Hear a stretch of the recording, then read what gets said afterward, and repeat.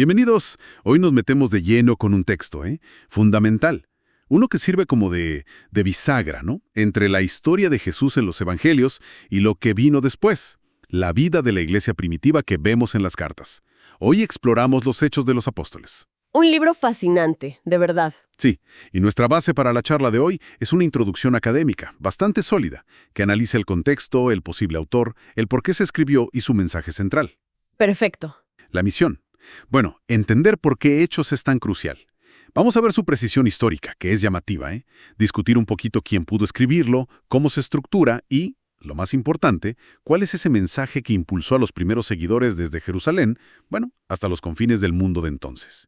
La fuente, por ejemplo, destaca cómo la arqueología ha ido confirmando detalles, cosas como títulos específicos de oficiales romanos. Sí, y es que, como decías, no es solo una crónica.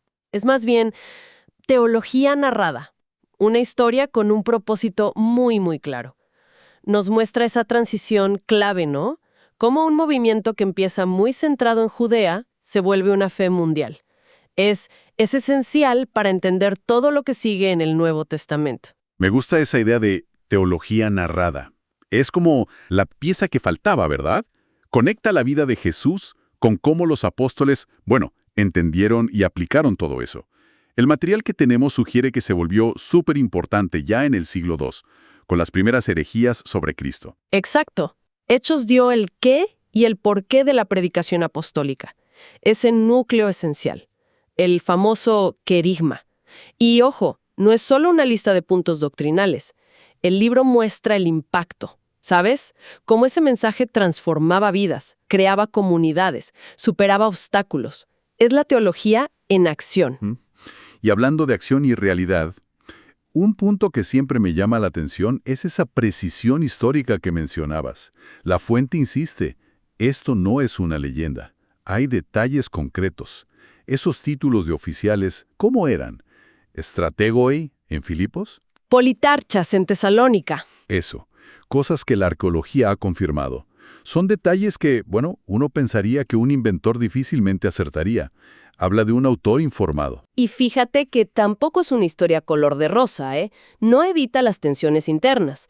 El ejemplo clásico es ese encontronazo fuerte entre Pablo y Bernabé en Hechos 15.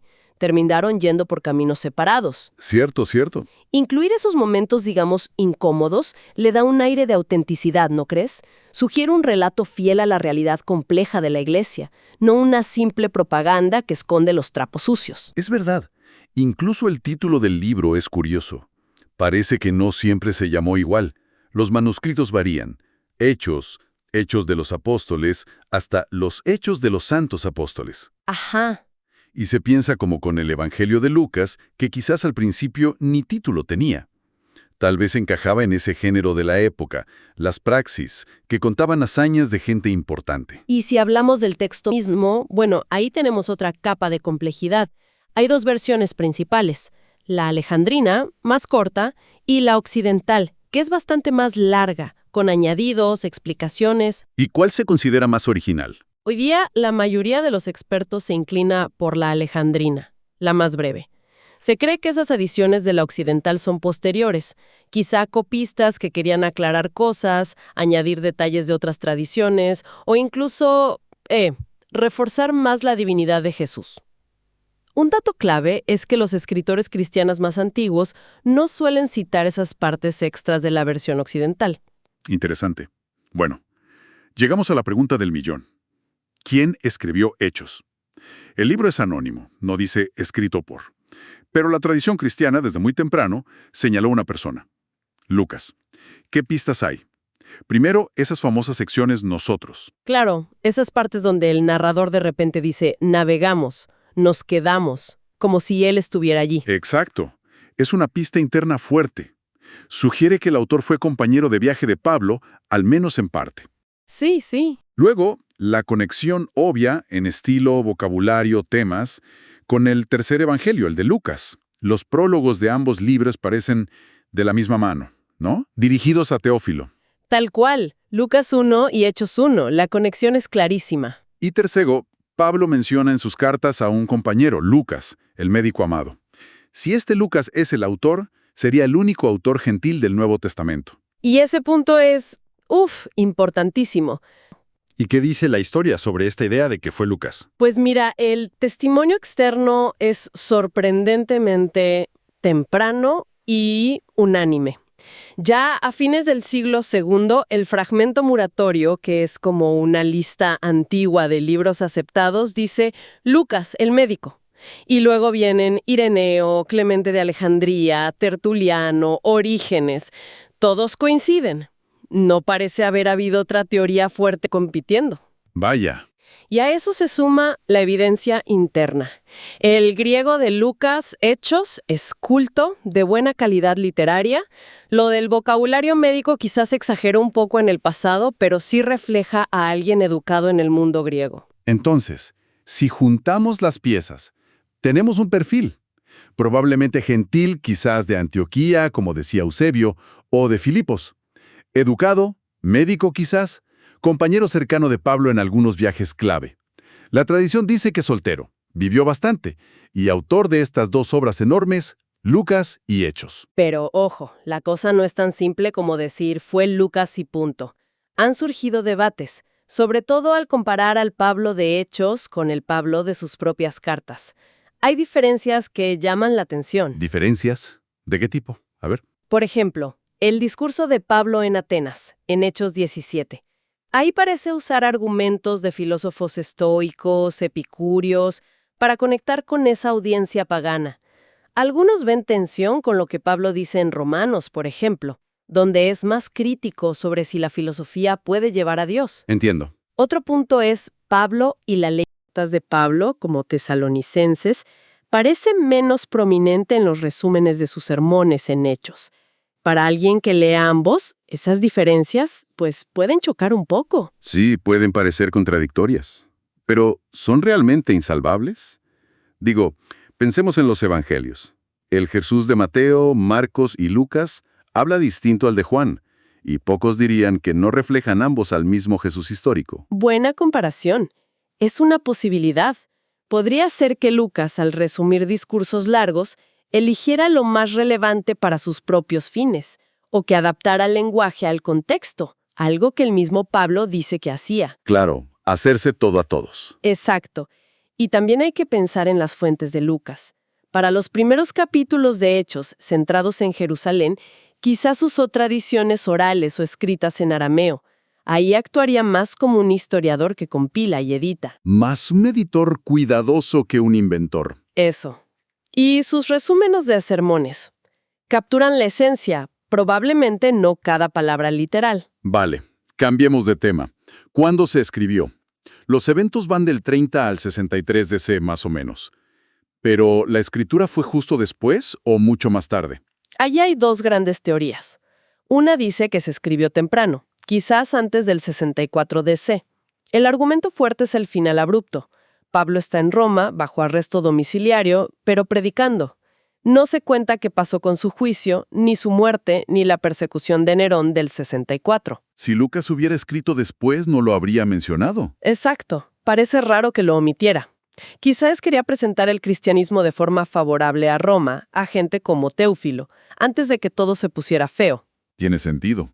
¿Y la otra opción? La otra lo fecha más tarde, después del 70 después de Cristo, después de la caída de Jerusalén. El argumento se basa en la conexión con el Evangelio de Lucas. Si la profecía tan detallada de la destrucción de Jerusalén en Lucas 21 refleja que el evento ya pasó. Entonces, Lucas y Hechos serían posteriores al 70. Claro, porque Hechos es la segunda parte. Además, Hechos sí nos da puntos históricos para fechar los eventos que narra. La hambruna bajo Claudio, la muerte de Herodes Agripa I, los mandatos de procónsulas como Sergio Paulo, Galio, Félix, Festo. Esas fechas las conocemos más o menos por otras fuentes. Ayudan a confirmar la cronología interna, pero no fijan la fecha final de escritura. Entender el cuándo ayuda a pensar en el por qué. Hablemos del propósito principal. Uno muy obvio es trazar esa expansión imparable, ¿no? Cómo un grupito asostado en Jerusalén termina llegando a Roma. Sigue como el mapa de Hechos 1:8. Serán mis testigos en Jerusalén, Judea, Samaria y hasta lo último de la tierra. Absolutamente. Esa expansión es central, casi el hilo conductor. Y Lucas lo subraya de muchas maneras. Menciona 32 países, 54 ciudades, 9 islas. Vemos cómo el centro se mueve: Jerusalén, luego Antioquía como base gentil y finalmente Roma. Se enfoca en Pedro al principio y luego en Pablo, ¿cierto? Sí, aunque nombra a más de 95 personas, el foco narrativo se va hacia Pedro para la misión judía y luego Pablo para la misión a los gentiles. Y usa esos pequeños resúmenes periódicos, como en Hechos 6:7, 9:31. Ajá, donde dice la palabra crecía y se multiplicaba. Exacto. Esos marcan el progreso geográfico y numérico. Refuerzan esa idea de un crecimiento que Dios impulsa. Pero no es solo contar viajes, ¿verdad? La fuente habla mucho de una intención apologética, de defensa, por un lado hacia Roma. Sí, eso parece claro. En los discursos ante gobernantes, en los juicios de Pablo, Lucas se esfuerza por mostrar que los cristianos no eran una amenaza política para Roma. Que los problemas venían de otros lados. Exacto. Consistentemente, los conflictos nacen de la oposición de algunos grupos, no de una rebelión contra el imperio. De hecho, Lucas destaca cuando los oficiales romanos tratan bien a Pablo o lo ven inocente. Sergio Paulo, los de Filipos, Galio, Claudio Lisias, Félix, Festo, Agripa II, hasta Publio en Malta. El mensaje a un lector romano como Teófilo sería: este movimiento es pacífico, legal. Y también mencionaste una defensa dentro de la iglesia, sobre Pablo. Sí, exacto. Sabemos por las cartas de Pablo que tuvo mucha oposición interna. Cuestionaban su apostolado. Otros que quizás lo veían desviado de los 12. Entiendo. Entonces, Lucas, al narrar sus viajes, sus sufrimientos, los milagros, y sobre todo al mostrar que lo que Pablo predicaba era básicamente lo mismo que Pedro, está validando a Pablo. Demuestra que no era otro evangelio, sino el mismo querigma. Si comparas el sermón de Pedro en Pentecostés con el de Pablo en Antioquía de Pisidia, ves la misma base. Hemos usado esa palabra, querigma, varias veces. Es clave. Aunque Hechos no sea un manual de doctrina tipo Romanos, sí nos da ese núcleo de la predicación primitiva. ¿Podríamos resumir esos puntos esenciales del querigma según Hechos? Claro, si destilamos lo común en los discursos, según estudiosos como C.H. Dodd, el querigma sería algo así. Primero, las promesas del Antiguo Testamento se cumplen en Jesús el Mesías. Segundo, fue ungido por Dios en su bautismo. Tercero, su ministerio fue poderoso, con señales de Dios. Ajá. Cuarto, fue crucificado según el plan de Dios. Quinto, pero Dios lo resucitó y se apareció a testigos. Sexto, fue exaltado como Señor a la derecha de Dios. Séptimo, envió al Espíritu Santo para formar su comunidad, la Iglesia. Vale. Octavo, volverá para juzgar y restaurar todo. Y noveno, la respuesta necesaria es arrepentirse, creer en Él y bautizarse para perdón y recibir el Espíritu. Ese era, digamos, el corazón del anuncio. Muy claro.